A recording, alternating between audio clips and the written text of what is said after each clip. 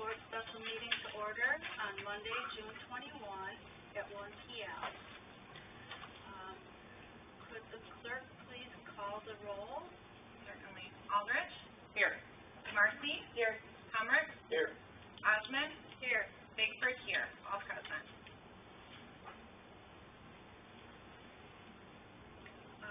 Next item is approval of the agenda. If anybody would like to make a motion, I am prepared.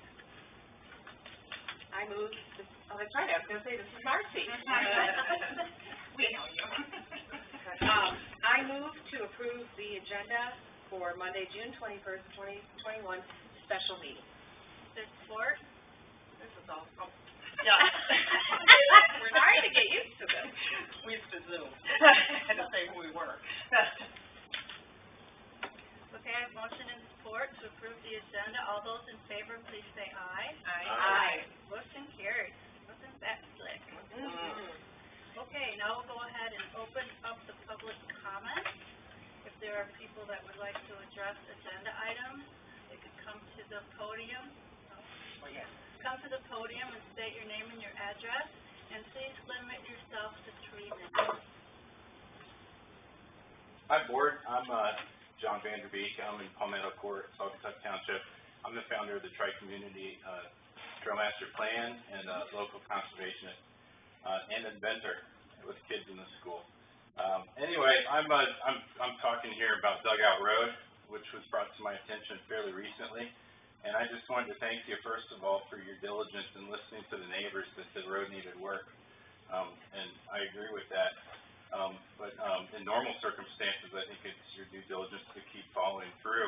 But it seems that in this case, the removal of so many trees is going to be detrimental to the local habitat. And being that it's nearby to all the other treasured things like Talmadge Woods across the river and Falls Head, Noble Beach, it's part of that same habitat. There's wildlife that crosses the river, for example. And it might not seem like a big deal to take out 50 or 100 trees, but that's several more feet of canopy over the road for wildlife. Also, it's kind of a public trail because when you're walking down Dugout Road, it's public, and it's really nice. So I think it kind of goes along with a lot of my efforts in trying to expand conservation and trails. So that's why I'm speaking in regards. So I feel like I see the pressure to go forward with it because it's gone this far, but I think that it's too detrimental. There's examples out there that have been done by developers of trees that are right up on the road. You could go through dune grass if you have a friend there, and David Barker developed that road with a 16-foot wide road, and there's oak trees that actually take up part of the road, and it's only 14 or 15 feet in some places, but the fire department accepted it. There's also, and dune grass is right south of Oval Beach, if you're not familiar with it. It used to be the Presbyterian camp. There's also up at the top of Vine Street, where I have a place off of Vine Street called Frederick Street. The same person, David Barker, built that road, and there's massive 200-year-old trees touching the road. It can be done. It's not going to be done with the lowest bidder like the county's doing.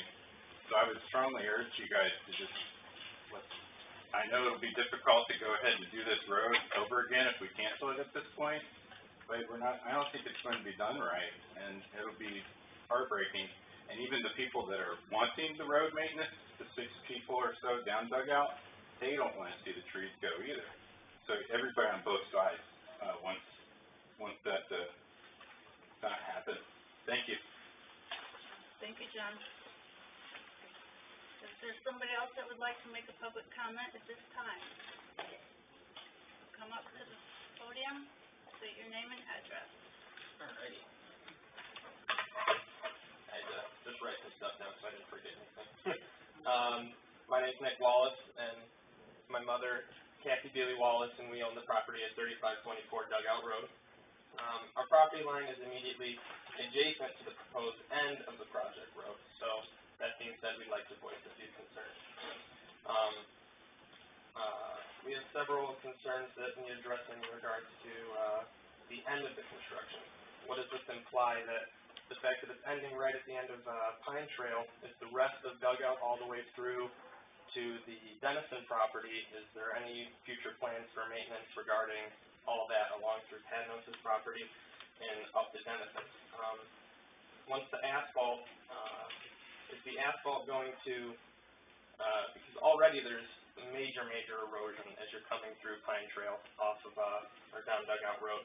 So, and the fact that there's going to be an extra 6 feet on either side, are the ruts that now currently form on Pine Trail, are those going to erode away at the sides and under the asphalt, or with just the climate of the area, is the asphalt going to start wearing down, and will there be more road maintenance down the road? And as per my mother's email with Craig Atwood back in June 2019, Allegan County relinquished Dugout Road, or parts of Dugout, to Saugatuck Township in 2012. How much of Dugout Road exactly, and what is the context of this ownership? So we were just a little confused by that as well. Sorry. Due to the immediate proximity of our property line to the end of the project, we were wondering if any activity necessary for the project could impact our utilities, which are underground, across Dugout Road right at the stop line. Alongside this, what will road accessibility look like during this project? Will there be enough room for cars, emergency vehicles, and waste removal services to be able to get to our house or to the people in the Riverside as well?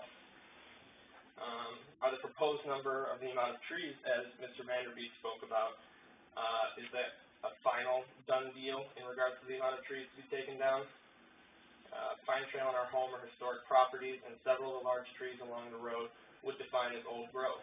There are extensive old trees and beautiful landscaping down Riverside as well, which are slated for removal, whereas some utility poles in the path of removal aren't, even though some trees are. So that was a little confusing to us. The area has seen a rapid succession of unnecessary development over the last several years, and the wildlife is currently undergoing this adaptive process, as he spoke of earlier. I believe the decision of adding this paved road, which just the fact of it being paved prompts higher speeds and/or more vehicle traffic in general, could be adding more stress to an already incredibly stressed habitat. And the fact that the cheapest bidder was accepted should be a concern for people with addresses bordering this project. We are all for ensuring a safe, navigable road with conditions that are, available and inviting to all different types of vehicles, but what is being proposed seems to be over-sufficient to fit these concerns. Do we know what this road is going to be built, or do we know that this road is going to be built to the highest degree of performance in order to maintain a low profile and preserve the overall aesthetic and backdrop overlaid by the old houses and beautiful old growth trees? Or is this a temporary fix for something, more in the future? You're getting really close to your 3 minutes, so if you could wrap it up. That's basically all I had to say. Thank you so much. Thank you.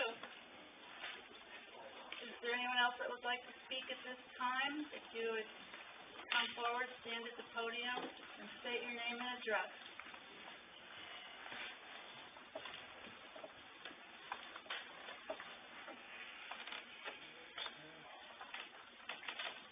Hi, John Dorr, 3468 Riverside Drive. Appreciate the opportunity to actually have a public hearing on this. It seems like we've had a lot of chances to give our public comments, but not necessarily get answers and questions answered to our concerns.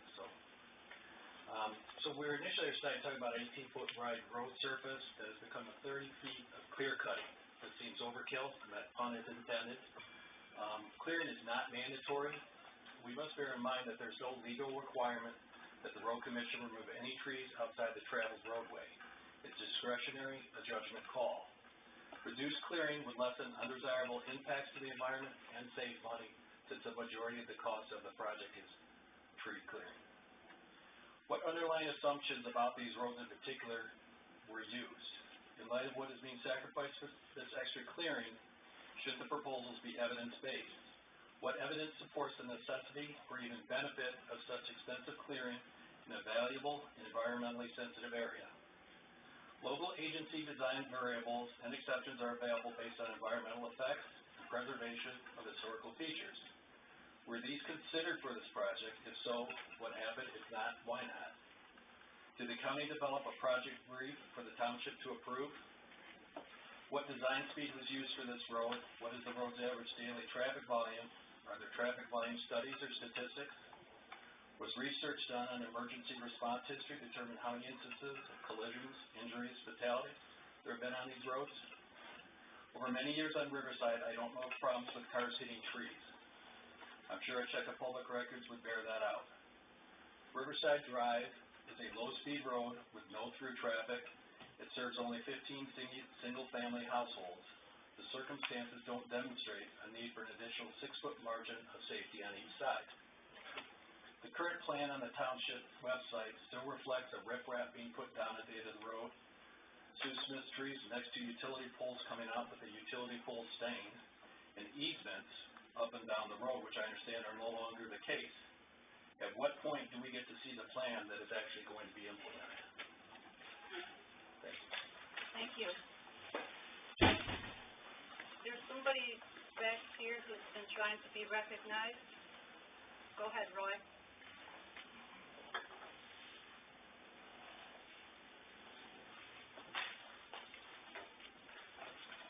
Roy Michael Wayne, 3466 Riverside Drive. So far, I'm in agreement with everything that's been said.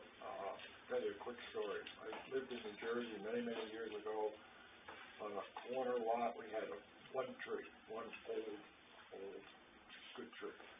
And they wanted to put, the town needed to put a sidewalk in for safety reasons. And they, well, we'll take the tree down because it was easier. Today, if you go to there 35 years later, the sidewalk goes around the tree. So it can be, these things can be worked out. And I want to support saving as many trees, and I want to support Scott Stern's 15-minute presentation that he made at the last meeting. Now, let's get back to reality. I've been there 26 years as a year-round resident, not a part-time resident.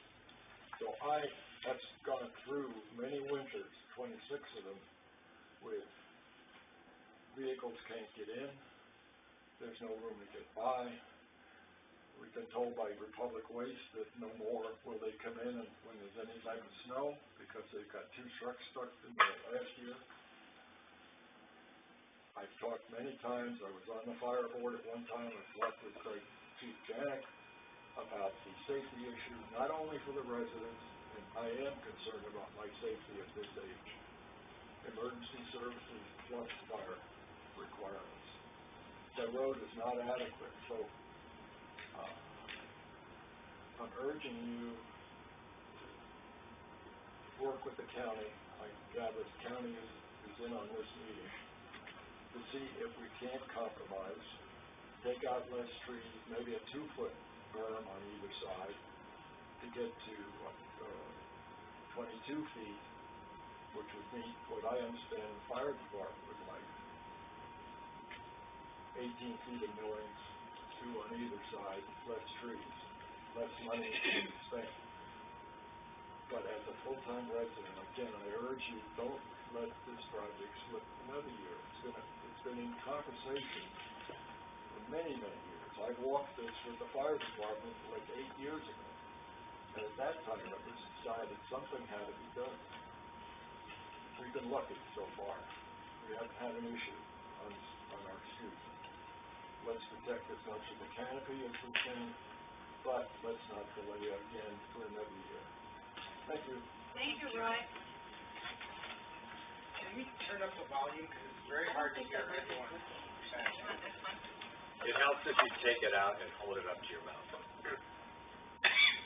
Can you test it, Joe? Is it, no. No. Is it on? Yeah, but it's just a very... Well, that's a new mic. Oh, it is? Yeah. Oh, that works. Hello? Best to hold it close to your mouth, otherwise it won't pick it up. I know we're all trained in COVID, we're just put it out there. Yeah, I turned it off. Or shout. Is there someone else that would like to come and speak? Hi, I'm Lynn Kirkcaldy, 2402 Lakeshore Drive. Gotta speak right into it. Don't say that. No, do. Oh, do. Don't be afraid of it, it's your friend. Okay. Broadcasting background there, say make love to the mic, otherwise it won't. No, thank you. It's gotta work, it won't work. Anyway, 242 Lakeshore Drive, Fenville, address. I am a Saugatuck resident, and I saw the post yesterday, or last evening, and I just wanted to make some comments in regards to this. We just ended up widening Lakeshore Drive from M89 to 121st, from a 20-foot to a 28-foot wide road. It went from a 24-foot clear zone to a 32-foot clear zone. It's not completed, and I learned a lot trying to fight the width that it went. In the Saugatuck Township section from M89 to 126 north, they widened it 21 feet. 22 feet. A 10-foot wide lane with a 1-foot side walkway. With our section, they did a 20-foot drive zone and a 4-foot on each side walkway. Saugatuck did a good job. My concerns with both of, well, specifically the Ganges side, which is where it got widened, they took over 300 trees. In my process of doing this, I learned that each mature oak tree ingests 80,000 gallons of water a year. And erosion is an issue that some people here are talking about. And on the lakeshore and along the river, that is something seriously to think about. Since that has occurred, there's been some damage to some of the residents. It just happened this afternoon.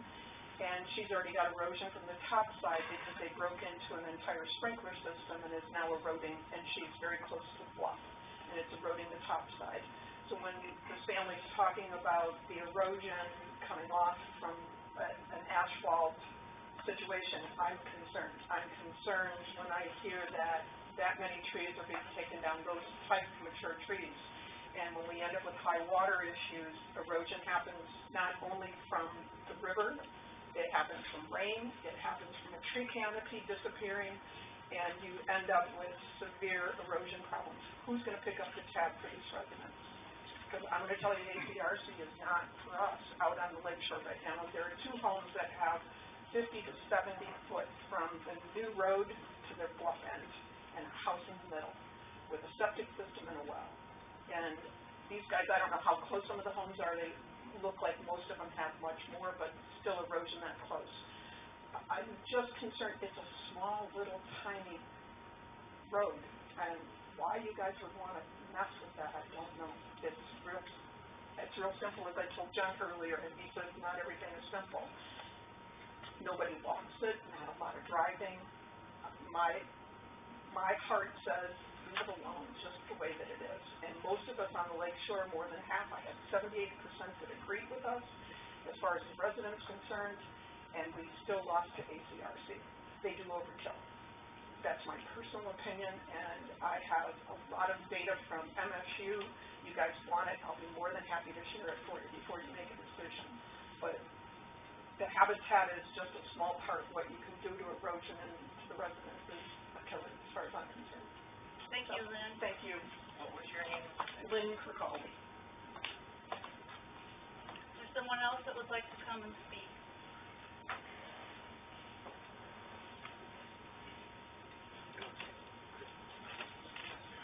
Hi, April Schultz.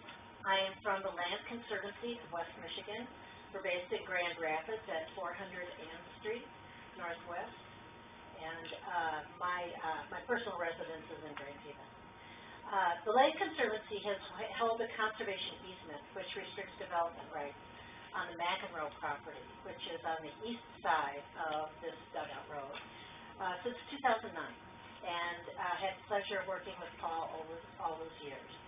Now we're working with the estate, and we've gone through a long and convoluted process regarding this road and what it means for the conservation easements, and I fully understand where the Road Commission has come out with a public highway by use, and have no contention with that. My only request is that you may consider, again, keeping the minimal amount of tree cutting to go on. We understand that you need public services down that road, but, there's a difference between a 33-foot wide cleared right-of-way from the center east into the conservation easement area and a smaller amount. The Conservancy, obviously respects the prior use rights for the road, but that, habitat area in there is otherwise preserved from development. And so we hope you might consider that as you develop your plans for the road. One additional thing, the erosion, on Riverside sounds much more significant than the erosion maybe at the end of Dugout Road, where there's going to be a cul-de-sac, created. But we do have a concern with increased erosion down that hill into the conservation easement property above the pond. There's been a problem, and it's been a problem because of the nature of the road sluicing water down during heavy rain events. Not because it's a natural water flow, but because the hard packed surface naturally gathers water and increases the velocity as it's traveling downhill and then dumps out onto the erosive hillside. And we are creating gullying going on, and I understand the township has not set aside any money to deal with any of the stormwater road stormwater issues. But if there is any money left over in the budget, I'd love to see some water bars or something put further up to reduce velocity coming down that road and increasing the, what I'm afraid is going to be inevitable gullying down that hill in the conservation easement area. So, thank you for your time. Thank you, April.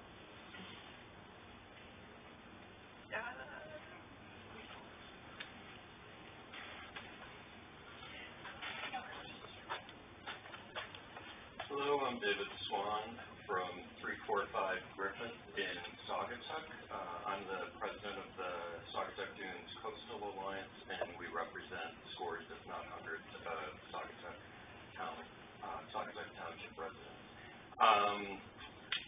These comments have been terrific this afternoon, and I think each one underscores the importance of tabling any decision until further research and conversations occur, including one with the Gun Lake Tribe. I spoke with Lakota Pichedley, the Tribal Historic Preservation Officer, this morning, as well as Elizabeth Bionini-Smith, who's the Environmental Director at Gun Lake, and they both wanted me to appear today. They were unfortunately unable to make it, but they wanted to remind the board, as well as the Allegan County Road Commission, that the area does fall within the Kalamazoo River mouth traditional cultural property, better known as a tribal cultural property, and that several tree species are identified as contributing resources to the TCP.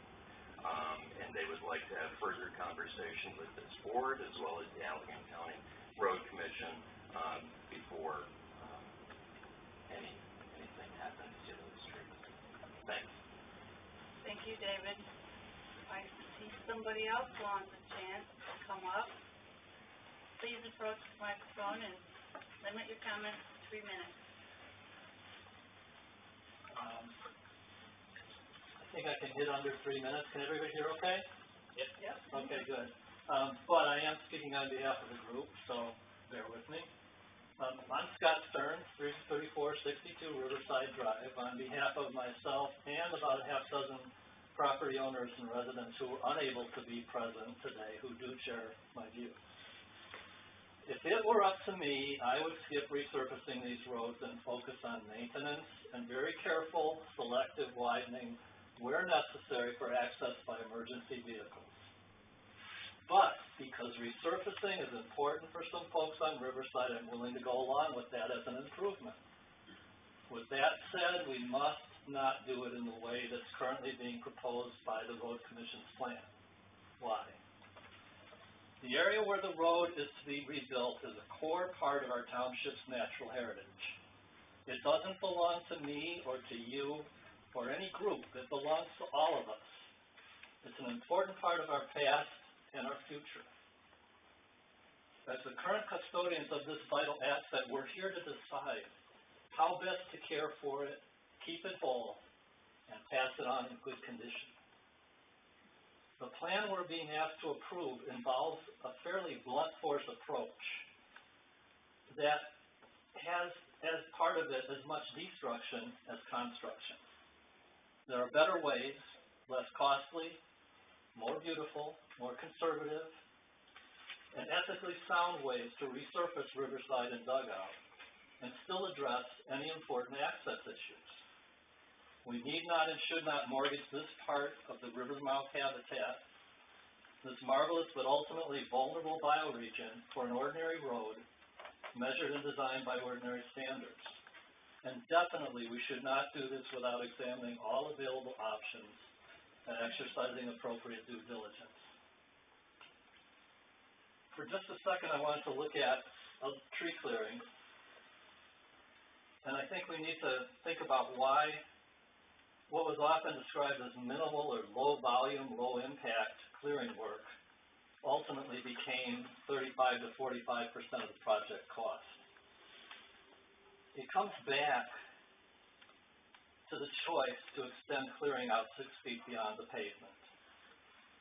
We know this doesn't have to be done that way, but this has been the choice so far.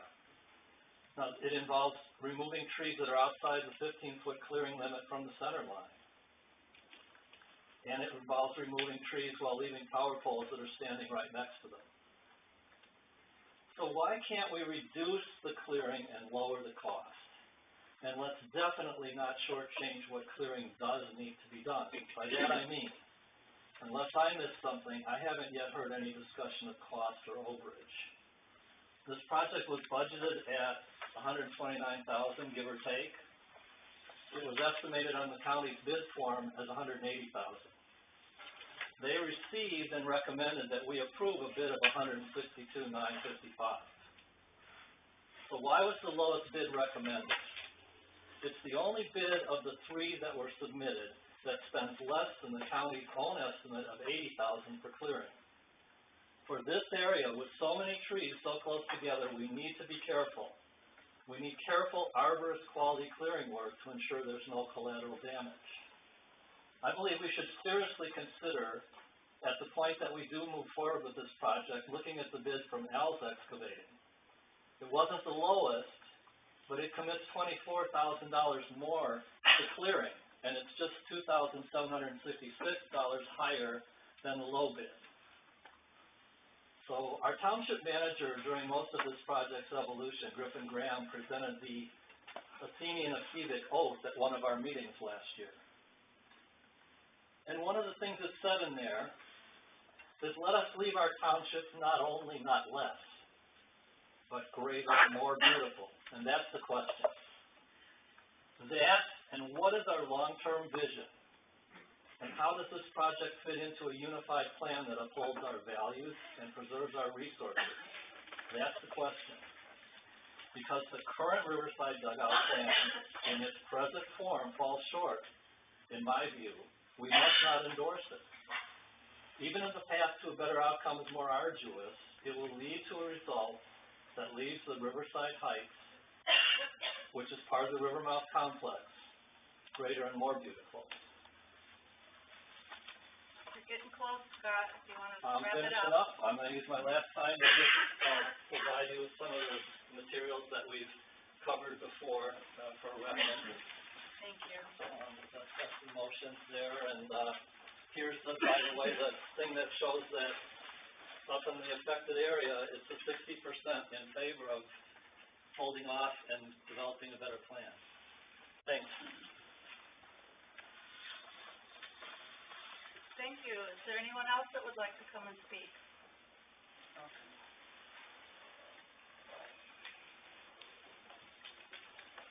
I'm John Williams. I don't know if this is on, but I can just speak to everyone at the same time. I live at the end of Riverside 3464, and first and foremost, I want to second what April said about the sluice, water sluicing down the road and the runoff.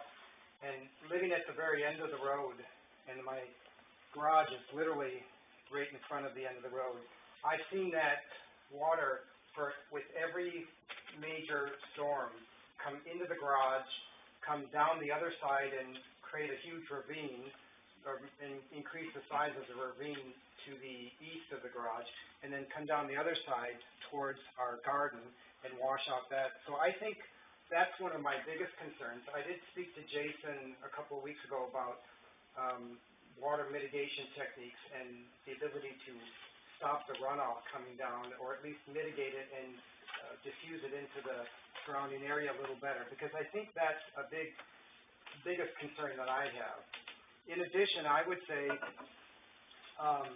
I'm most interested in doing millings because I'm tired after 7 years of dust and dirt and all of that. And as a year-round resident, and there's not that many of us on the road, frankly, but as a year-round resident, in the winter it's mud, in the summer it's dust. I would love something that's more compact and better for the cars, better for everything, doesn't create dust storms at the end of the road. I would favor taking down less trees if we can, as few as we can, but it seems to me we've had a long time to think about this, and it's time to either now or soon move forward. And we've been waiting for an improvement, and for me, millings is the most important part of that. If we can get that started, or do some sort of improvement like that, that's the most important thing that I would like to see done. Thank you, John. I saw somebody else, and Daniel.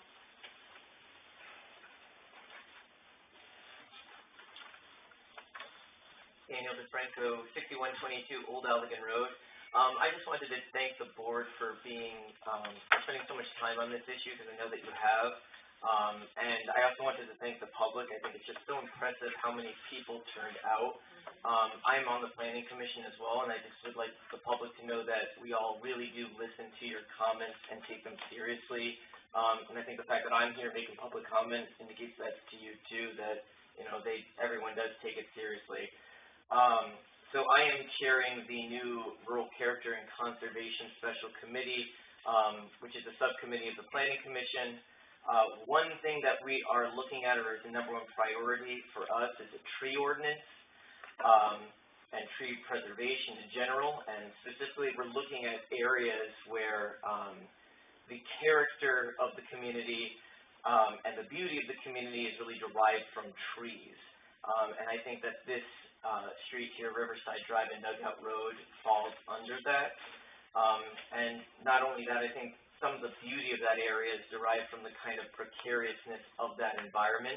And so the trees not only factor into the beauty of the area, but they serve that practical purpose of kind of preserving the integrity of the bluff. So it's probably going to be something, or an area that we specifically look at the, in the Rural Character and Conservation Special Committee. I did review the material that was made public online with respect to this project, and I did note that the Allegan County Road Commission set out very specific conditions for these projects over a kind of a long period of time. And I'm wondering if the Township Board might also consider presenting conditions of their own. It is not out of the ordinary that a road project would fall into an area with specific environmental concerns. So the board might consider asking for a tree inventory, which it seems like an initial tree inventory has already been done, but perhaps an environmental impact statement or report, and perhaps recommending that whatever improvement to the road is done, that it minimize any kind of removal of trees to the greatest extent possible, not just because they're beautiful, but because they're serving that practical purpose. So, thank you very much. Thanks, Daniel. Mr. Janik?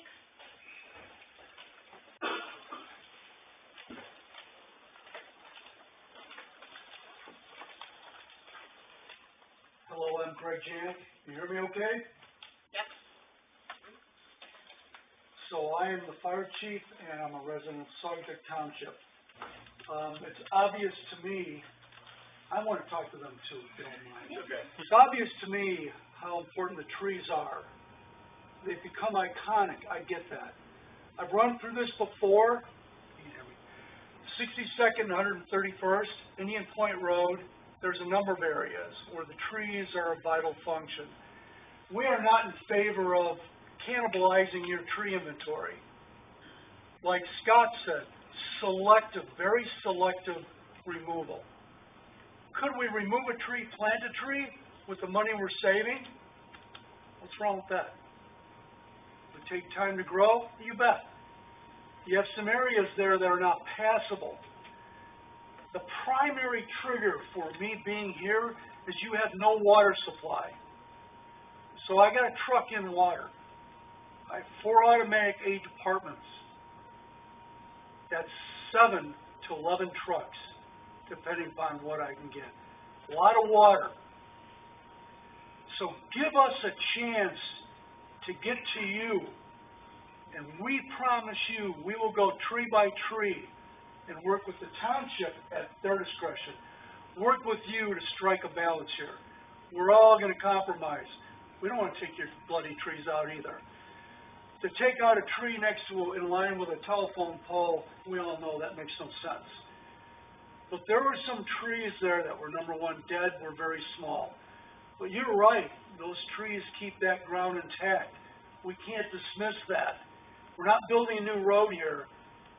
This is a heritage, a legacy. We recognize that. Just give us a chance not to damage the trucks to get to you. If you don't think you're going to have a fire, eliminate your smoke alarms and get rid of your fire insurance. I've done a fire there. Let me tell you, it was a cluster. We can do this. We don't require paving. That's up to you guys in the township. But there are some trees that need to go. We spent the morning there with a couple of trucks. And it's tight in areas. Just certain areas, right, Scott? Yeah, yeah. I just missed you. Just certain areas. Well, I was expecting coffee, but nothing happened. Sorry. So, you need to move this thing on. I'm not trying to be impulsive or waste time. You've got another agency that spent a lot of money on this. And you're driving up the cost. Let's get together and figure out what trees have to go. We offer to do it with you, if the township allows us. I know these people, they're going to do whatever it takes. They're hearing stuff from the road commission, from you, from us. So, I feel sorry for them. I hate to be you guys. I'm telling you we can do this. I've done it before.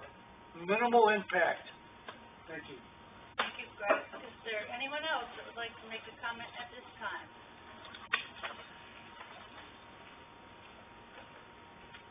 I'm not seeing any hands or anybody standing up. Last call. I'm used to doing that on Zoom. Okay, so let's close this public comment portion of the meeting, and maybe we could start with asking the questions that you've compiled to the county. Mr. Fry, would you like to handle that, or do you want to do it differently? Would you like to open the public hearing first, and then we can close it? That would be a good idea. Let's open the public hearing at 1:37.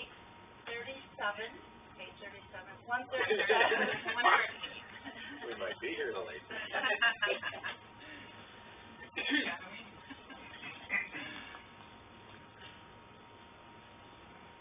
So how do we want to do this? Do you want to ask the questions? Do you want me to ask the questions? Well, most of the questions were asked during public comment, so you can close the public hearing, and then we can go to new business.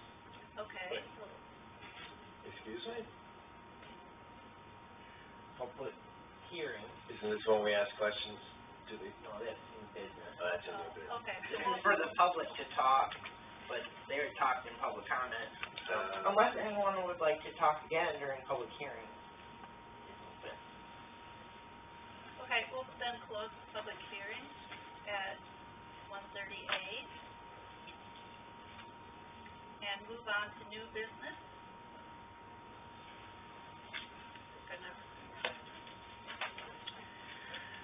New business, dugout Riverside Road project. Alright. So, at your desk, you have the memo that was provided to you in the board packet previously. Also at your desk are the questions that were emailed just to follow up with the road commission. I'll go over those questions so the public can hear what was asked, and then, my recommendation is to then let the road commission answer them. Are you guys okay with that up there? Alright. So, the first question that was asked, in addition to what was in the memo in the last public packet, was there one or two sets of plans for the project? Of the 24 or so property owners along the two streets, how many have either called or written to the road commission about this plan? And Craig and Jason, if you can't hear me, just let me know. Are they gonna answer them one at a time, or? I was just gonna read them off first. There's like, how many questions? However you guys wanna do it.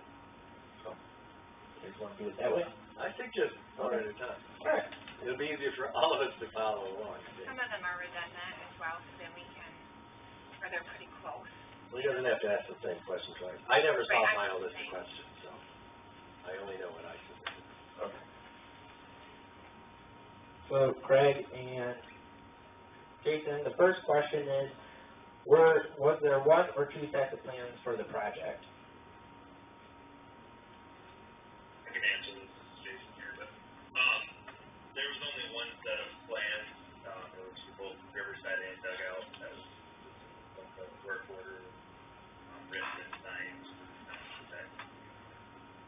we did not plan to do a set of plans initially, there was just, a lot of times we do these projects with a log project, we just do that by writing out the specifications, what trees we want to remove, what works to be done. But we did plan sheets, just for clarification purposes, we did put those together for this project, but there was only one set. The next question, of the 24 or so property owners along the two streets, how many have either called or written to the road commission about this plan?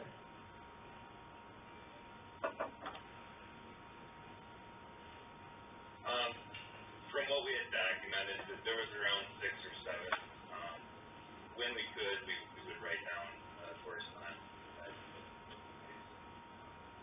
Always done in that case. We did have a right-of-way agent working with us as well, and I know she talked to 3 additional property owners and conversation. In total, there was around 6 to 10 property owners.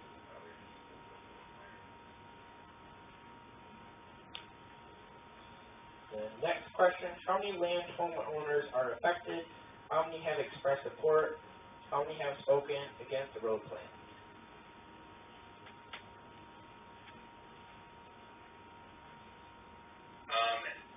Tough question to answer. I guess any project we do does have some impact to anyone in the public, whether they're just a member of the public that uses the road. So I guess it can impact anyone. But we do, with the support, there's a lot of general questions. There were some people that called just that they wanted to look at the project. They just had general questions. So I would say a majority were either neutral with general questions, a handful were supportive, a handful were against, or reducing the severity. What is the current number of trees that would be removed? How has that changed from the original plan? There's approximately 100 trees. I don't have the exact count yet, but the approximate number. That has not changed from what was originally set up. The original scope of the project, Griffin and addition to but the original scope and plan for this project has not changed. And this is compromise, I guess, in regard that we normally clear the right of way for road projects, which means had we cleared the entire right of way in this case, we would have over 300 trees that could be removed, but the consideration was made that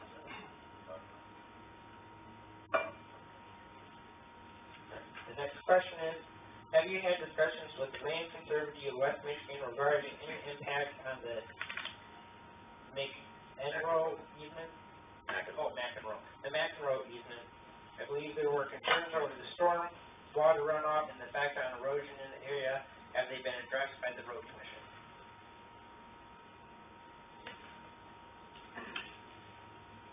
Yep, so our right-of-way agent did talk a lot with macro, property and the land conservancy, and that was brought up, the stormwater concern. It was explained that this project, that was never in the scope of the project to change the water, runoff, to improve that. Typically, in a normal road construction project, we clear the right-of-way and install ditches or storm sewer, make that part of a drain. That was not the scope of this project from the beginning, which makes it challenging to address stormwater runoff. That wasn't what was planned. Now, naturally, the water does follow the roadway. The watershed itself drains towards the time. Houses, driveways, all fit back towards the time. So that is a natural water course. It's hard to change that. There's no law requiring that we change that. That's natural waterway, but we could put, ditches in and things like that to reduce the runoff, to control it better. Again, that wasn't the scope, and that would require more tree clearing, which doesn't seem real supportive of mulch residents. It sounds like the Poplar Street tree removals are not necessary. Is that the current view of the road commission? Correct. So Poplar Street is a public right-of-way, but the street itself is not a certified road. So we do have the right-of-way to do changes there if we chose, but it's not necessary to realign or do any more clearing near the cul-de-sac where the Poplar Street enters. So there were 3 trees added at the property owner's request. We do not have to take those 3 trees. We do not have to change anything at that entrance. So we can leave those trees in place and leave that entrance unchanged. The next question is about Poplar Street. Is it a public or private road? But I believe you answered that in the previous question. Is there any way the total number of trees to be removed could be lessened? So we've made quite a few exceptions already in what we're clearing here. Like I stated, in a normal road project, we would clear the right-of-way, which is 6 feet in most cases, between Riverside and Dugout. This is also a prima facie road, which means there's no posted speed limit, so it's as conditions allow up to 55 miles an hour. We know no one drives that fast, but the design of a 55-mile-an-hour road does have a way greater clearing limit than what we are proposing here. Again, our standards is to clear the right-of-way. The AASHTO Green Book that we follow, the AASHTO is the American Association of State Highway and Transportation Officials. They were organized in 1937. They wrote a book with recommended guidelines that we've followed since then. And they're the ones that do studies and look at these situations, write recommendations on how we maintain roads as a uniform way to make it safer and easier for people that are traveling these roads to understand. But again, we've made these exceptions that we're not following the 55-mile-an-hour design. We actually looked at a 25-mile-an-hour design, which is more consistent with a subdivision.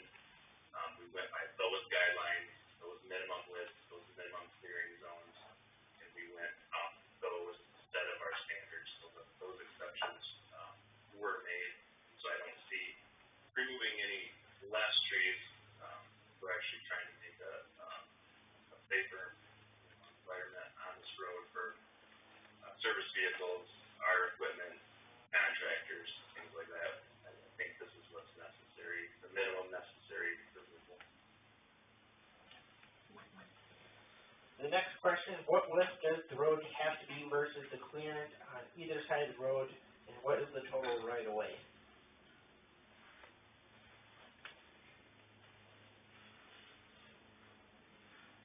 Again, most of this road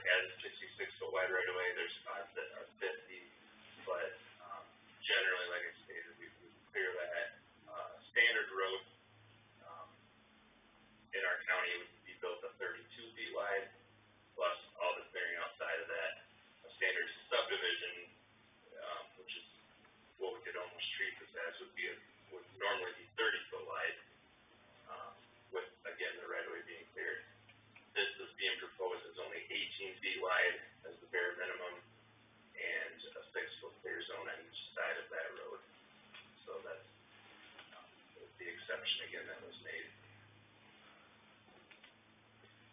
Jason, can you repeat that last part, because I have trouble getting this all straight in my head.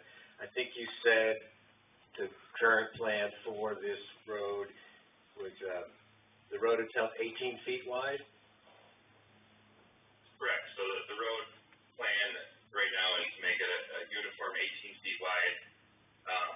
Dugout roads between 15 and 18, so it wouldn't have a lot of width impact. Riverside is currently 13 to 18 feet wide, so we'd make it a uniform 18 feet, and then 6 foot of clearing on each side of that. Additional 6 on each side. Although, but theoretically, it could be 10 or 12 on one side and 0 on the other, correct? We would clear no wider than 5 feet on one side or the other, I guess, or for the road width, and then the trees would be cleared, 6 feet outside the edge line. But if a tree and a utility pole are right at the road, they could both be preserved, and you could take a little bit extra on the other side for the clearance, correct? Generally, we'll split the road, existing road, whenever possible. But you're right, there's a couple utilities that are closer on one side that may require more widening, on one side or the other. But I mean, and this is hardly even a road, it's more of a trail. Very, very low traffic. We were told earlier about a sidewalk in New Jersey that went around a tree. We see that in the city of Saugatuck in several spots. So, I mean, that is something that could be addressed that way, where the road actually kind of curved and avoided a tree, but you still got your total width and clearance requirement that on the one side, not both. That could be true if we had, trees only on one side of the road, but in the case where we got them on both, it'd be hard to say. Oh, I didn't say on both, but I mean, I've seen examples. I'm just looking for some, we need some creativity and sensitivity from all of us. Yeah, but our goal is to ultimately get that 18 feet of roadway minimum. Right, okay. And then the clear zones on each side. So yeah, it can be shifted slightly one way or another. Okay, thank you.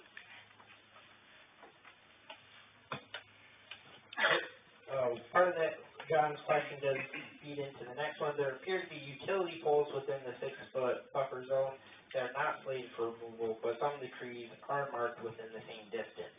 If you could address that. Yep, so utility poles are fixed objects that we do not prefer to have in the clear zone. The issue is if you request a utility pole be moved, now our company or anyone else on that pole requires a 10-foot clear zone on each side of their line for maintenance. So if you ask them to move that pole 6 foot back, they're also going to clear 10 feet beyond that. Because they are trying to more effectively maintain their lines, not have trees fall on their service lines. So we thought better that not to request them to move these poles, as that would greatly increase the clearing on this project if we did. The next question, Chief Janik mentioned that he needs the road to be no less than 20 feet. What does the plan have the road width at? And could it be at 20 feet? And you did answer that question that it currently is planned for 18-foot wide. Any follow up on that one? That was my question, I think, and that makes sense. Okay. And then the next question, can the clearance on both sides of the road be limited to could be lessened for the need for tree cutting? I guess, again, we've kind of made a lot of exceptions here in this case. The minimum what we think is both a serviceable road and safe. But, like I stated, our equipment, Janix equipment, fire trucks, ambulances, anything else that needs to get down this road does need room, as well as utilities that work on those overhead power lines, the telephone lines, cable lines, they all need room to work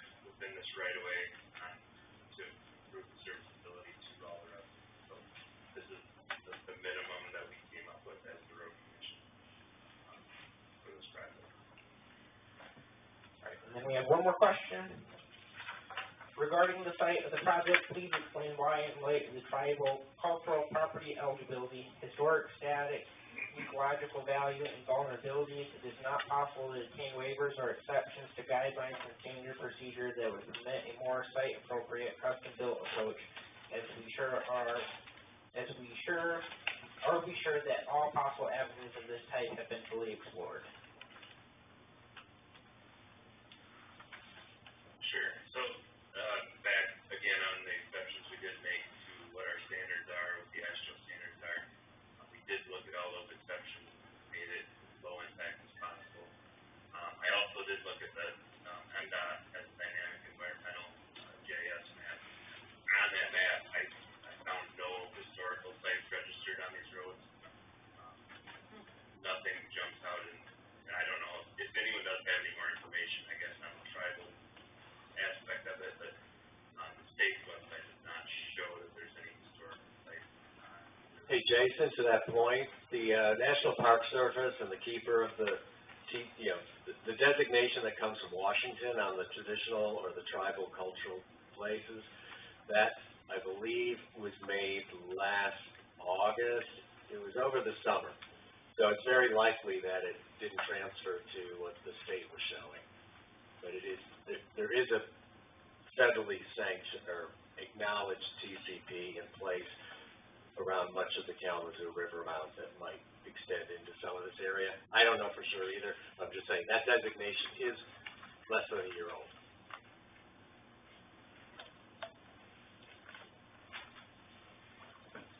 That's all the prepared questions. The board. Hello? Jason, Stacy Aldridge. We were out there this morning with the 2 fire trucks and with a couple of firemen too, and literally we just measured and drove. And Chief Janik, in his opinion, feels we can get by with removing about 20 trees versus the 100. Would there be any possibility of the road people coming and doing that again, where we just walk the property and handpick trees? And is that anything that we could do?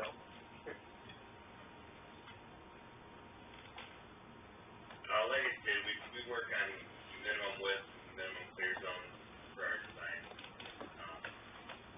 I don't know if Greg wants to speak any more on that, but that's what our standards are, and we've already reduced those standards on both of these roads.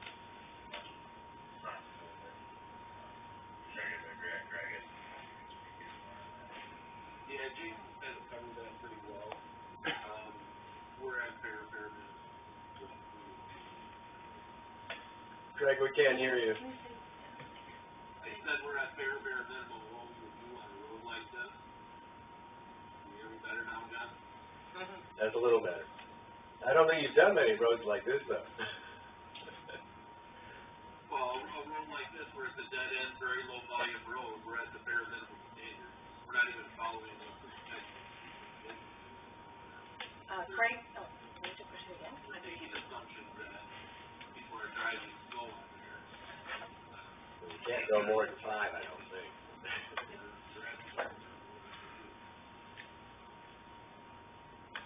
Frank, this is Brenda, and I'm not working. Am I working? Yeah. Okay. As you know, our history's been great, at least since I've been here, and I realize that's not that long a time. But we've always been able to work out these situations. So I guess what I want to ask you is a hard question. You keep talking about your standards. Are these set in stone? Is there concern about setting precedents for other developments? I mean, it's such a unique road. Maybe you do a lot of roads like this one, work on a lot of roads like this, but it's just, I'm just wondering why it has to be 100 trees, and if there's any room for compromise, which I realize has been asked over and over. So I apologize for that, but I'm just trying to figure out why. I'm like a 3-year-old. I gotta know why. So. I guess I would say that, like Jason mentioned, our typical projects and the rest of our townships that are doing reconstruction, we we're clearing the right of way, and that's the state. In this location, we realize what it is, what people are really traveling the road at, how many cars a day there are, and we've already cut that back to the bare minimum. We started at our bare minimum, instead of saying, yeah, we think the whole right of way should be cleared, and then, okay, people are happy if we only clear 100 instead of 300 trees. Well, we already gave the bare minimum to start with. And that's where we're at. That was our discussions with the township when this started 2 township managers ago. The previous manager was talking about reconstructing it, and said, well, we're not ready to do that yet because we got to upgrade this water main in there, and there's no money for that. So what else can we do? I mean, really the discussion started when the dust control contractor didn't have a truck small enough to put dust control back there. That's what spurred the conversation. And that's where we end up where we're at. What can we do that's a bare minimum to improve this for the residents, for emergency services, and that's what we came up with. This is it.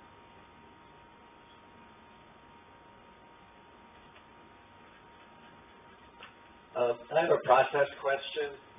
You've made reference, and we've read in the past about the, when the bid went out and that there's been acceptance of the lowest bidder.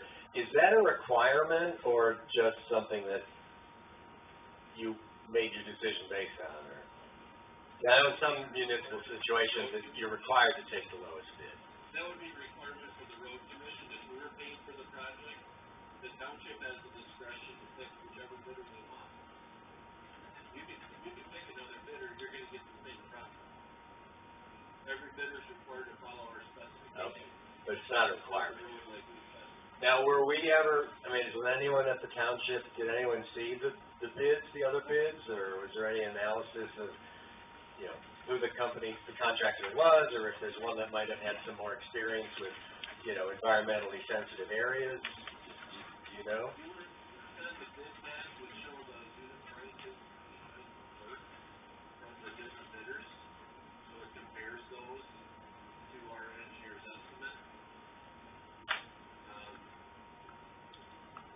We've had townships not pick the low bidder before. In those situations, I can remember 2 of them from time and around. One of them was because the contractor lived in their township, they had owners of the contractors living in their township, and the other was they had a lot of past history with it, which owed that one over the other. Right. But you guys are paying for the project. Sure. If you want to pick another bidder, that's your purview, I guess. We would always recommend the low bidder because we're going to ensure everyone meets the same. Right. That's our reason. I'm just acknowledging this project, has some sensitivities that it's possible some of the bidders have never had experience with, and some might have. So, and again, I acknowledge what you said about 3 managers ago. I wanted to, just speaking on my own behalf, this project was part of the first annual road budget that we approved back in 2019. And again, speaking for myself, we were all pretty new at this. There were a lot of projects in there, and 98% of them are pretty standard practice. This one sticks out, and it kind of maybe took us longer than it should have to pay attention to it. But, I appreciate both of your patience and your support. It took time for the public to get engaged, and again, I want to thank you again for your patience and your support on this, and please know that I don't think anyone's intention is to, delay this or kill it. It's just to give it probably a little bit more scrutiny and, as I keep saying, acknowledge the sensitivity on the environmental side, on the cultural side, and thank you for that, and I'll probably have more to say on that later in the hearing. I understand. Thanks, John. All right. Jason, Craig, this is probably just a different way to ask the same question, but so I understand everybody, you know, there's standards in the medical profession, there's standards for the fire department, building standards. You guys have standards that you follow. What would it mean? What implications, impacts, what would it look like? Could you depart from standards? Does that ever happen?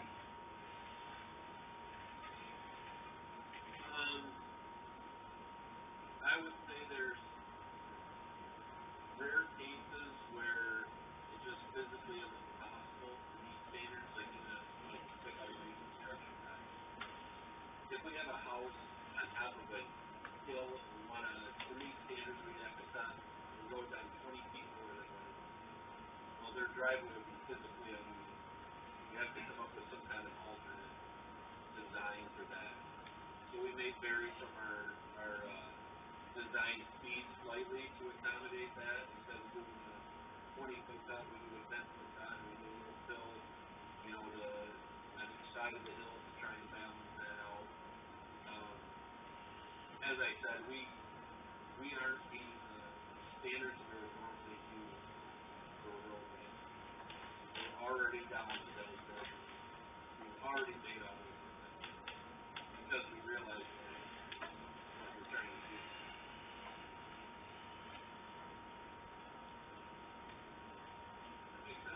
Yeah. I don't think I have any more questions. I can speak to, I guess, in the 17 years I've done projects with the road commission, for the road commission, very few exceptions have been made on a lot of projects, but this one is more exceptions than I've seen on any project, I guess, as far as clearing the road, for what that's worth. Smallest amount of clearing I've seen on such a project. So are we going to let the audience ask questions of the road commission? I think it's a good idea. Come on up. And again, please speak into the microphone so they can hear you.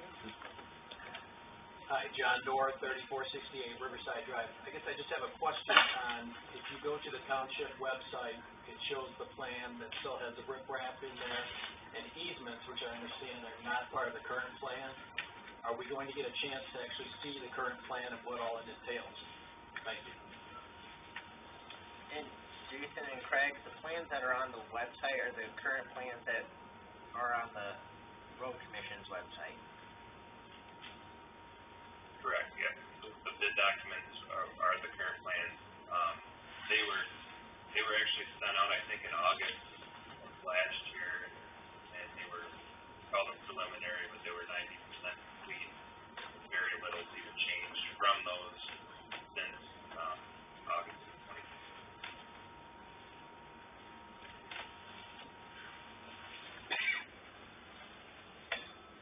Hello, this is Scott from 3462 Riverside. I found that MDOT has both a form for obtaining a variance and obtaining an exception. There are two forms. They both allow for doing so if it's an environmental consideration or a historic preservation consideration. And I think what some of us have been trying to understand is whether these were ever examined as options for this project, and if so, what happened when they were examined? If not, why weren't they? And I guess in conclusion to that question, why can't we entertain that possibility right now? Also, I just want to say that I think that we started with 98 trees going away, based on 300, which I think is based on a very extensive right-of-way that doesn't really anybody think apply here. So I'm not sure where the compromise came. It seems like a very low bar was set, and now we're commending ourselves for clearing that low bar. And I just wonder, we've got trees and other bushes there at one particular address that are still marked on the existing plan to be removed, and I don't know what the roadmap is for how we get to, from knowing, I mean, everyone agrees that tree should not be removed, that particular tree, because there's a pole within 10 feet of it. Yet, if you send a contractor out with the existing plan, that tree's going. And so how do we continue to address these issues that have not been resolved?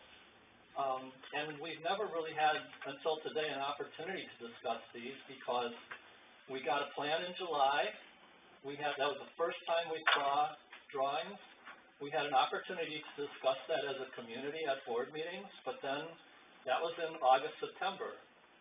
Then we had 6 months of silence. Then a new revision of that plan came out, was open for bidding, closed for bidding, and it came to us the day before we had a meeting, and we just barely caught that, and now we're playing catch-up. So I guess that's about 3 or 4 questions in one, but those are some of the concerns and questions that I do have outstanding. Thank you, Scott. This project doesn't require any approval from MDOT. The MDOT funds you referenced are for federal aid projects.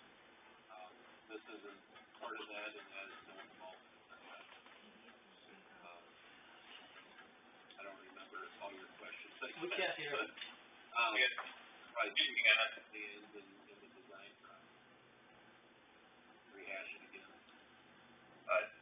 Speaking on, working on MDOT design plans in the past, if you do file those forms, they would not approve these exceptions in this case. They would look at this as a 55-mile-an-hour road, and they would not be likely to entertain such exceptions. But as Greg stated, this isn't MDOT made our own exceptions that I don't think they would even have considered in this case. As far as the plans go, like I stated, those plans were set out last year. There was almost nothing that had changed since those before we did. We were just working on clarifying some right-of-way things. It wasn't that much. There were just notes that were changed, minor details, but the scope of the project never changed from the initial plans and even the initial work order of 2019. Have questions? I do. Bernie Merkel, 3490 Riverside Drive. I guess my question for the township, and since the Allegheny County's here, regarding the water. So Janet mentioned it. So when we built our house 4 years ago, we were told that we were slated as the next improvement for city water. And I just want assurances that when this is done, that the easement will be big enough for the new water main, if it is coming, and also that any improvements that are done are not going to be affected when the city water main comes in, if it's coming in. You know something we don't know. Well, again, so 4 years ago, I was told that it was the next one. I was actually told to hold off on building my house so I didn't have to hook up to a well because it was coming. That's the first I've heard that. So. But it's a good question. Well, I just want assurances that there's a plan there so that we don't end up having it. I mean, at some point it will be addressed, I would imagine, since there's a 2-inch water line and most of my neighbors don't have pressure. I'm on a well, obviously, so I feel okay about it, but I just don't want to see our money respent. Jason, you want to answer that?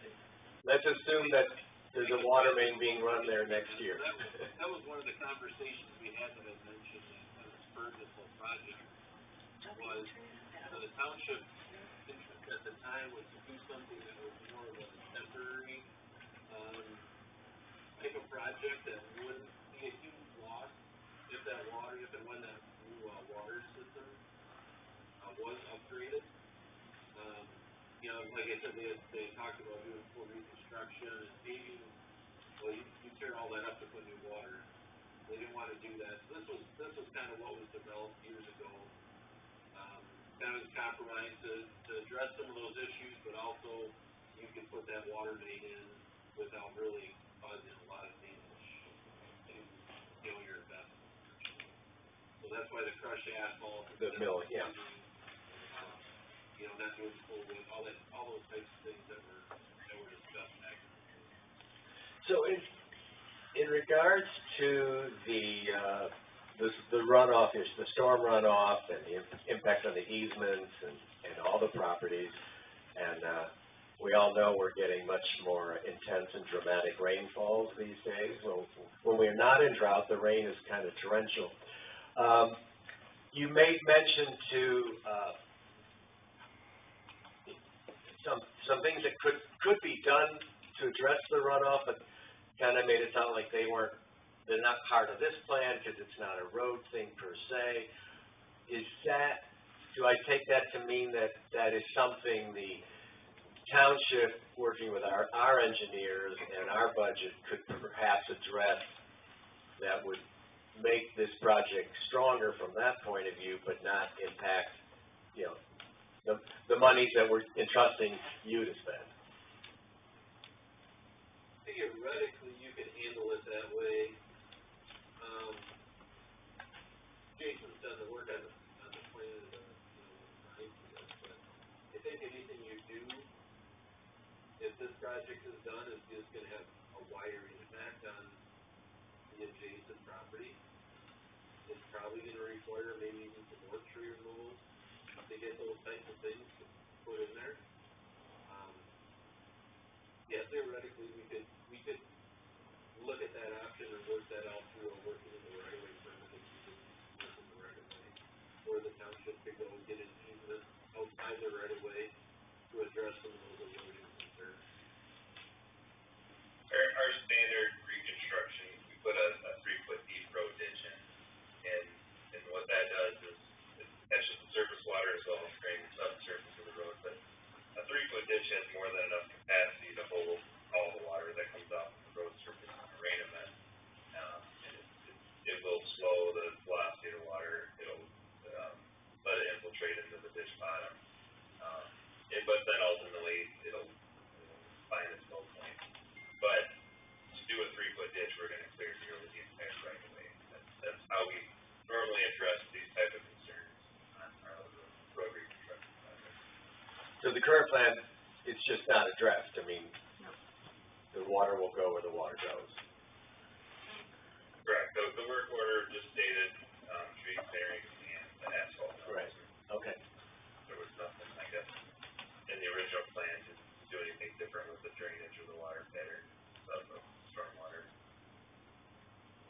John has another question. John Vanderbeek, Palmetto Court. Hi, how are you? I can shrink down here so you can see me better. But, I guess just a blunt question. I feel like the township's paying for it, and we want to work with you to individually handpick the proper trees to get rid of. And Chief Janik was happy. Every concern I've heard from you is about emergency vehicles. Well, the emergency vehicle guy is here, and he sat down with these guys on that road and figured out that there could be more sensitive action. So I understand from your reaction, it seems like you're worried about kind of getting in trouble later on because you saved some of the trees. Is there a liability problem? Because, I feel like most people here, whether it's municipality or the public here behind me, don't want this to happen. And I keep on hearing, like, a broken record that it's just following standards and you've already compromised. I see developers do roads here all the time. They make Janik happy. There's trees touching the road, and the road isn't straight. It curves a little bit. It's on the execution. So I feel like, can you just answer a little bit to why it's scary for you guys to work with us? Thank you. I think private developers can do basically whatever they want. They're not trying to meet a standard. Maybe they've talked to Chief Janik and addressed his ingress egress concerns. From our standpoint, where would we draw the line? If we need to take a tree here or a tree there, where do we say we're going to take your tree but not their tree? When you can put a curb in the road wherever you want it to. We have to be consistent, and that's what we're doing. The bare minimums, of any kind of standard out there that we're using. We're just trying to meet that, understanding what's out there. I keep feeling like the consensus is that we haven't tried to minimize our design when in fact, the design we're doing is dirt. And that's what I get the impression is just, And it's not just the, fire department concern, like I stated, it's for our vehicles, our trucks, our equipment, as well as utilities, the power lines, and to the point of the water main, should a new water main go in there, I don't think there's any feasible way they could install that and maintain traffic in its current condition. There's gonna be great impacts trying to get, those type of services to the residents. So it has to do with all utilities, all equipment, all, emergency services, not just fire.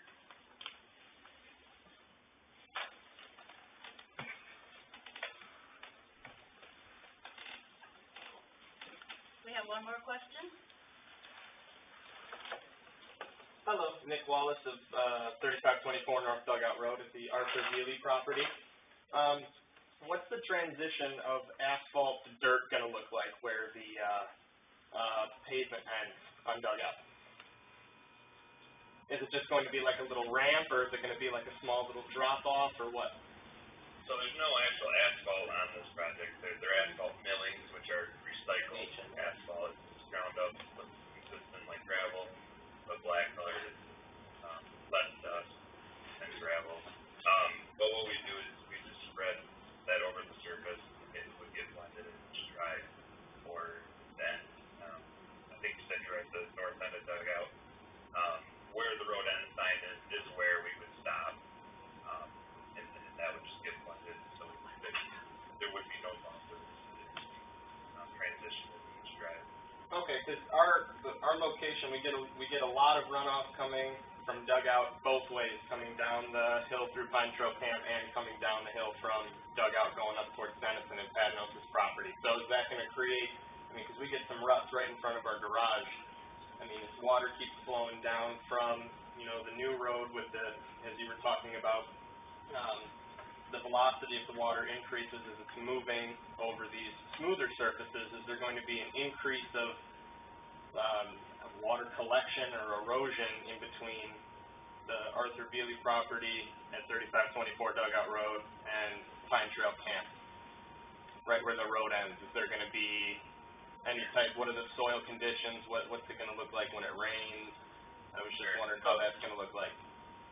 Like before, I guess we stated that there wasn't any plan to change the drainage patterns or anything in that regard, so water is going to the low point now and it will end for the project. But millings do absorb some of the storm water.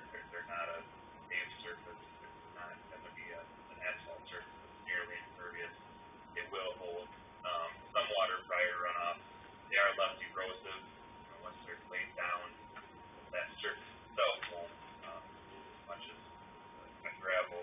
Gravel has sand and fines that wash out regularly in heavy rainfall. So it is less erosive. It does absorb some of the water still. It was the best alternative, I guess, surface that we can find.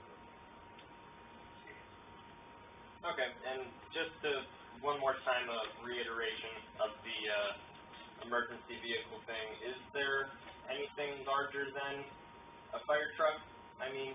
There's the utility trucks that come through to service some of the lines. I'm trying to picture a size comparison between those vehicles and a fire truck.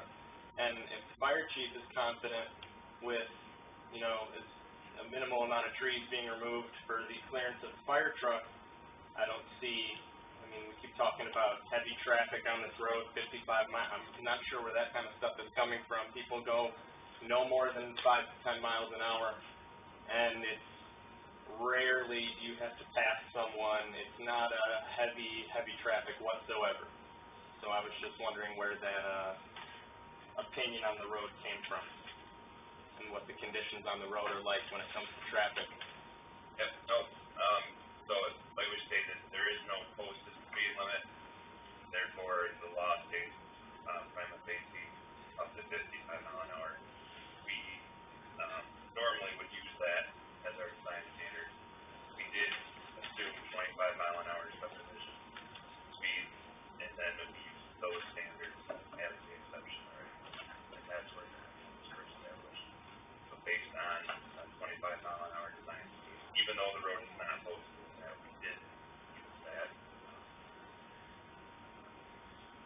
Thank you. Thank you, Roy, and, if anyone else would like to speak after Roy, if you could limit your questions to new issues that we haven't covered yet, I would appreciate it. To help out Nick, Jason, Roy McElwain, I walk that dugout a lot in winter and summer. If I'm not mistaken, and you probably can help me here, I think it's already millings on the hill going down to Nick's property. It's the only spot, I think the camp must have paid for it, not the county or not the township. So it is millings, Nick, and I think you get less runoff because of that. We've noticed a major difference in our driveway since we got the millings.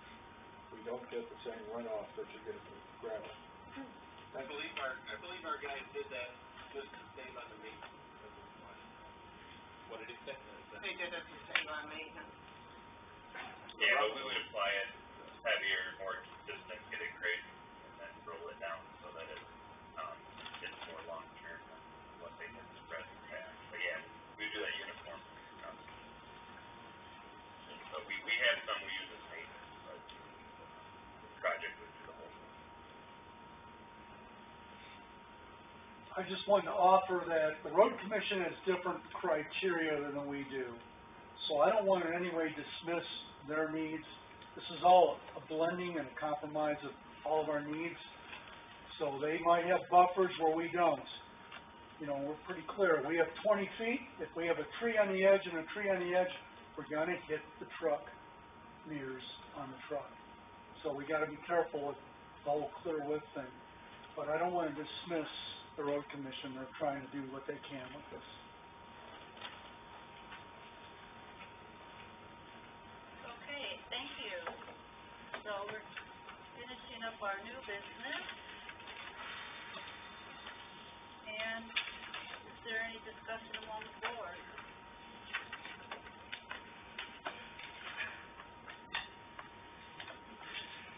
I guess my question would be more to these people.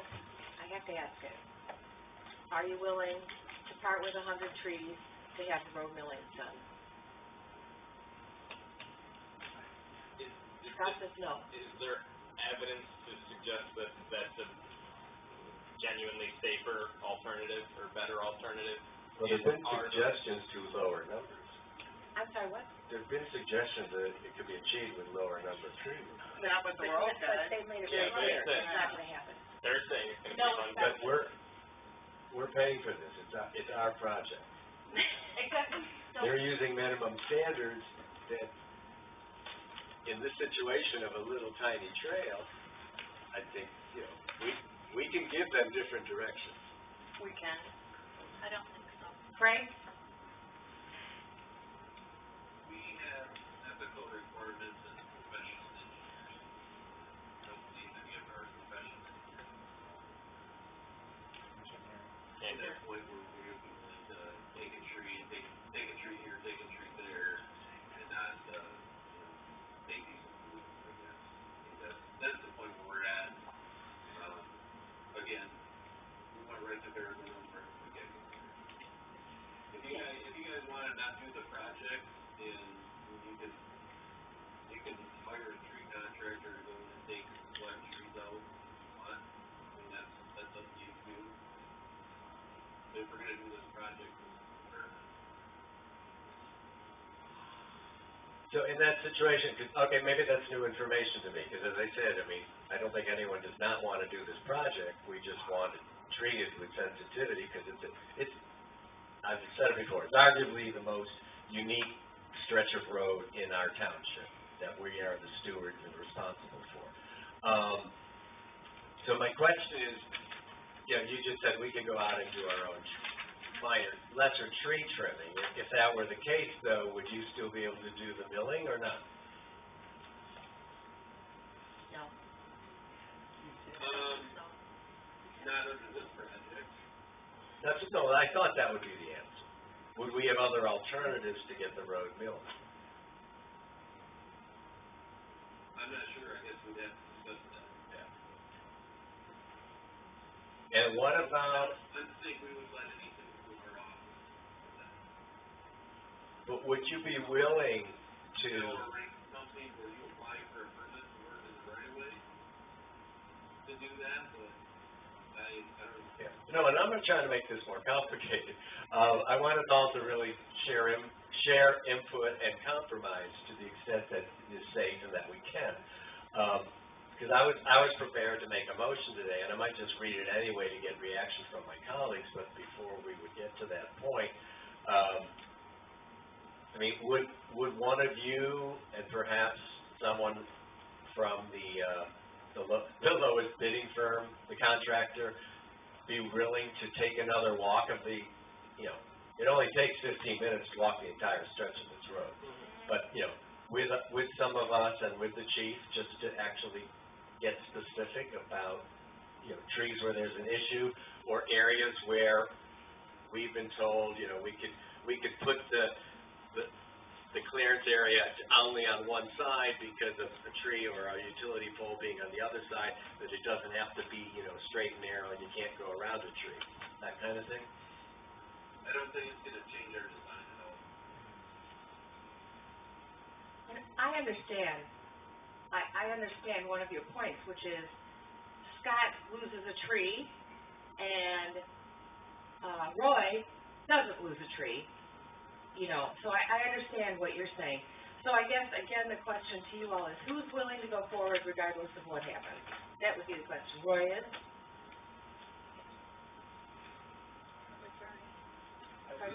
I just, from a pure safety standpoint, Yeah. it needs to be done. Yes. And I'm a tree hugger. I know you are. I'm green. Yes. But that canopy will overgrow again. 10 years from now, I bet you no one will know it ever happened.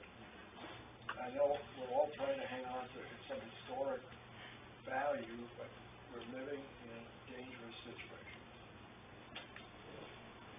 And I speak as a year-round, full-time person who has to use it when under the worst conditions. Yes. And we live in wood houses that burn. Yes.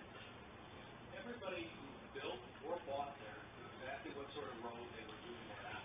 Knew it was a dirt road, they knew it had potholes. You know, yeah, he lives in a wood home, I live in a log home. Probably the one faster than anything. Okay? I've seen the fire truck get down there. Roy's house got struck by lightning one time. The fire truck got down there. Was it easy for the truck to get out of there? I don't know. But from a safety standpoint, I think the road works. I understand that people, you know, don't want to hit potholes. I get that. But they also knew what they were getting into when they either bought or built it. And that was part of the charm, if you will, of the area. It's a natural environment. I think there's been enough cutting and digging and slashing in that area, from giant potholes to part of the conservatory land being parceled out that can be scraped out. I mean, when does it end? I bought that house to live in the woods, on a dirt road, year-round, full-time as well. I have no problem getting in and out.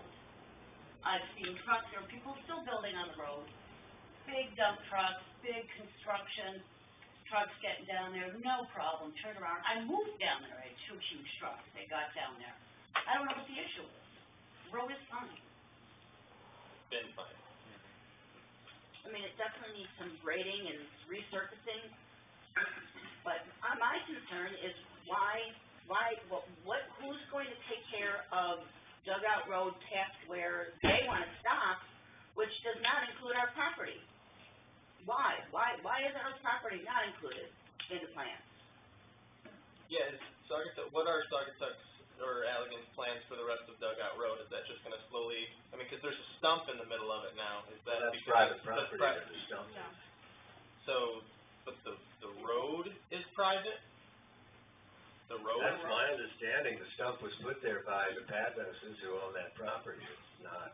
But the road. But Dugout Road literally went all the way up I to know. the fence at Dennison's. On private property. Was it? Was that ever resolved? I don't know. Yeah, I don't think I it's don't been think it was. resolved. Yeah, I don't Whether know. it's public or, well, yeah, but I think I was there the day before and then the day after. Suddenly there was a stone. Craig, a quick question. The Dugout Road, a part of that road got abandoned, correct? The road wasn't abandoned, the jurisdiction, I believe, was transferred to the township. The road commission relinquished all rights that we would have given to the township. So my understanding is the township. And starting where? That's what I thought. Do you know? Craig? Yeah. The part that was given to, or relinquished to the township, where does that start? Where the road end sign is. Yeah, there's a sign that says no trucks, no turnaround, no parking, gas, something like that. That's where our right of way is. And I'm not sure how far north. Yeah, then how far is it from that point to where the stump is? I don't remember. It's pretty It's small. just our property. It's just your property? It's like we've literally been abandoned from Alright. both ends. It is really frustrating.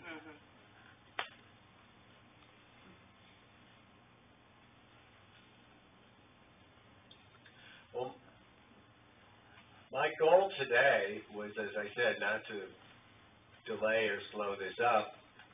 Certainly doesn't, people have said, don't put it off for another year. Well, it's only June, we're getting closer, but I was hoping for and still hope for some more collaboration and some, having the road commission work closer with us and the fire district to address the total number of trees being removed. 100's still a lot, and I know, I understand the equitable issue, but this is different than that, because there are, just to take a tree down just because someone else lost a tree, if it doesn't need to come down, I'd like to see us work a little harder towards that, if we can. I think I've heard pretty clearly from the Allegan County Road Commission that they are not going to bend any more than they already have. And so our decision today is to either approve it as submitted or abandon the project. That's what I'm hearing.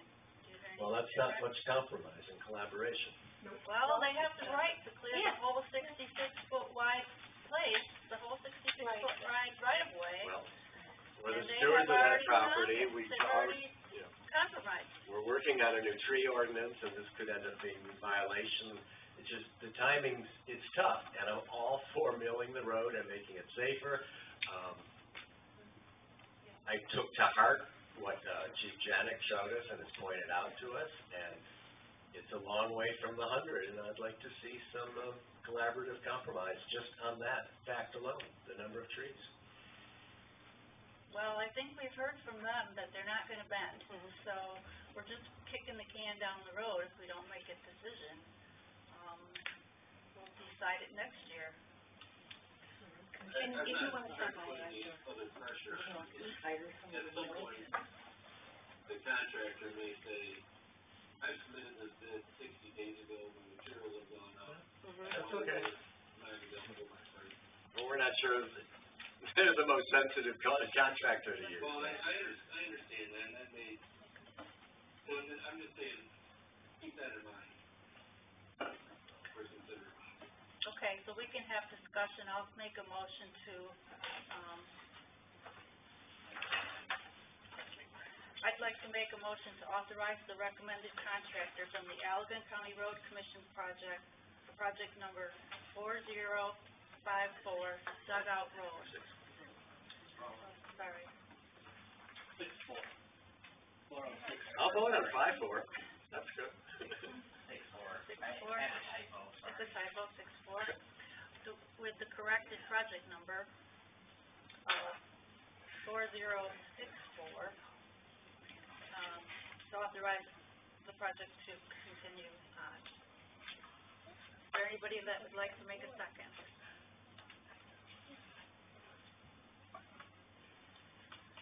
I'll support. Support by Bigsford. Is there any further discussion? Well, by voting yes, what we're saying is it's gonna go forward as planned, correct? Yep. Can we make amendments? We're not a jogger. You can offer amendment. Can I? Yes. This is All right. discussion. so discuss. Okay. Discuss. So the amendment I would like to offer, because I was going to make the motion to approve Township Work Order LH 4064 for the rehabilitation of Dugout Road and Riverside Drive, with the condition that the Allegan County Road Commission, the contracted engineers, the Saugatuck Township Fire District, and the Saugatuck Township Board and staff work together to conduct a new survey to address the right-of-way issues along the roads and work towards identifying no more than 50 trees to be removed before work on the project can begin.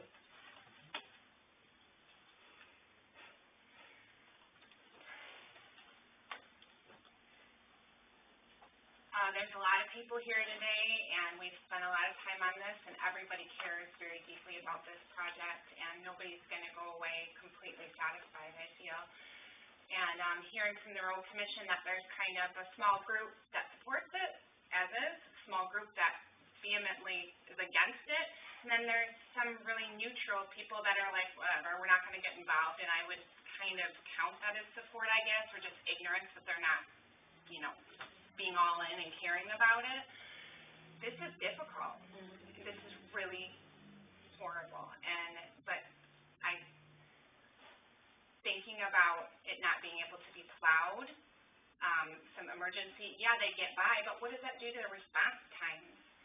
It's really a safety issue for me. You know, when Roy was telling me that it can't get plowed in the winter time. That's you know, as it is kind now. Pardon? That's as it is now. Correct. And But if we take this on, like if we were to take it on as a project of our own without we can't be liable for that road and maintain it ourselves. That's not our job. And to contract that to some... Well, that's not the motion on the table. Right, I'm just discussing what my concerns are. No, I have the same concerns. And where I come to making a really... And the chief has assured me on the safety. I'm just saying my thinking behind supporting her. Okay. That's all.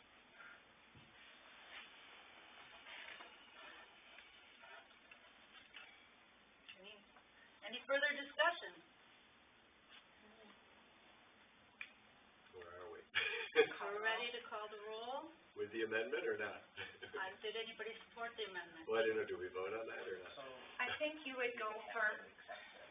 You have to accept the amendment? Oh, we too have to accept it. I don't accept it. I don't accept it, and I don't think Abby did either, so. No, but we could call the roll, and if it doesn't pass, then you could make your motion, right? Right. So if ours dies, if ours is not supported, not Oh, ours. Okay, I'll go ahead and call the roll. Osmond? Yes. Bigford? Yes. Stacy? Can you come back to me? I'm really bored. I don't think You can't come back to me? That's not fair. So we're voting on your motion. Correct. Without an amendment. No. Marcy? No. Helmrich? No. Motion fails. Does anybody like to make another motion? I would, Madam Chair or Supervisor. I'd like to move that the Township Board approve work order LH 4064 for the rehabilitation of Dugout Road and Riverside Drive with the condition that the Allegan County Road Commission, the contracted engineers, Saugatuck Township Fire District, and the Saugatuck Township Board and staff work together to conduct a new survey to address the right-of-way issues along the road and work towards identifying no more than 50 trees to be removed before work on the project can commence. Is there support? I'll support. Any further discussion?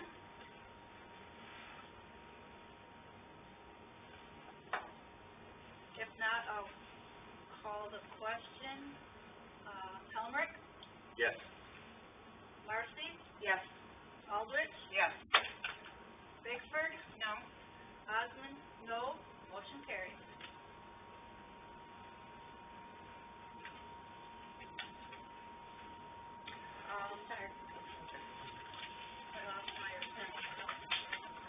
This would go into closed session. Thank you, gentlemen, I will be in touch. Thanks, guys. Thank you. Thank you. Our next item of new business is Have a great day. Township Manager review to enter a closed session. Pardon? Okay. You have to ask.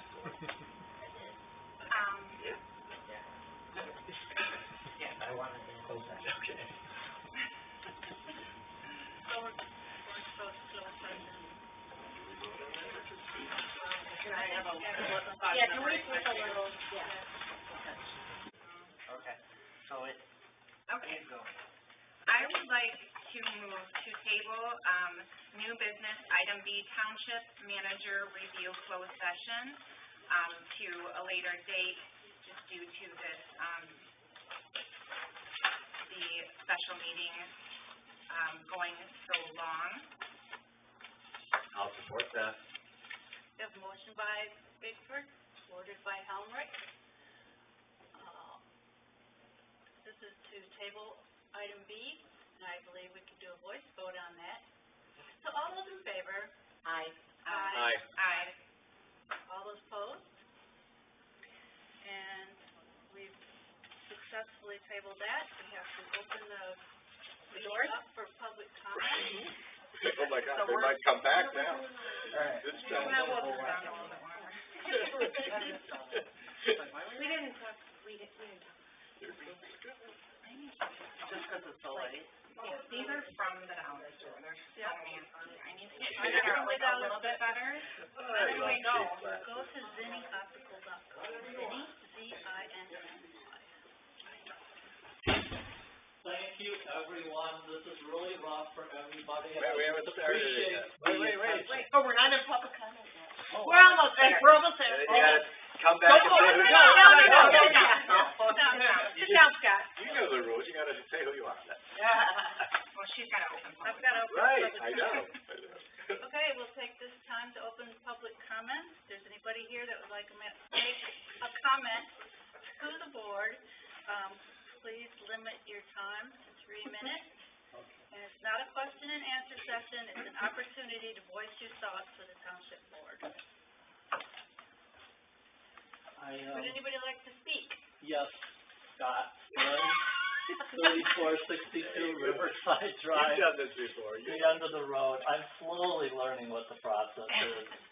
I've learned more about the AASHTO guidelines and geometric design and our road commission and our commissioners and about the township. I appreciate all the effort that everybody's put in. I just literally did just miss Chief Janik, and I didn't realize you guys were there with him this morning. I mean, Just two. you've gotta respect and appreciate somebody that says, hey, I just found out about this meeting. I'm taking my trucks out there to figure out how we do it. What do we need? And, again, I just want to say thank you. And I'm here and a lot of us are here. So I know the resources that the township has are very limited, and that's part of the challenge, but please call on us, and I don't see this is nowhere ended. No. But we want to be a resource of whatever way we can to help get it done, because I firmly believe we can get it done, and get it done so that everybody, feels good about it. So, thanks a lot. I won't keep you, because I know it's been a long I just wanted to make a afternoon. really brief comment. I just really appreciate and admire that you stay calm, respectful, and pleasant, no matter how committed you are, how, passionate you are. I admire that quality about you that you're. Well, if that came out, thanks for seeing it that way, because I tried, but I hope I have. It does. Yeah, but honestly, too, to anybody, we're ready to help make this happen, and we're open to possibilities. Thank you so much. Thank you.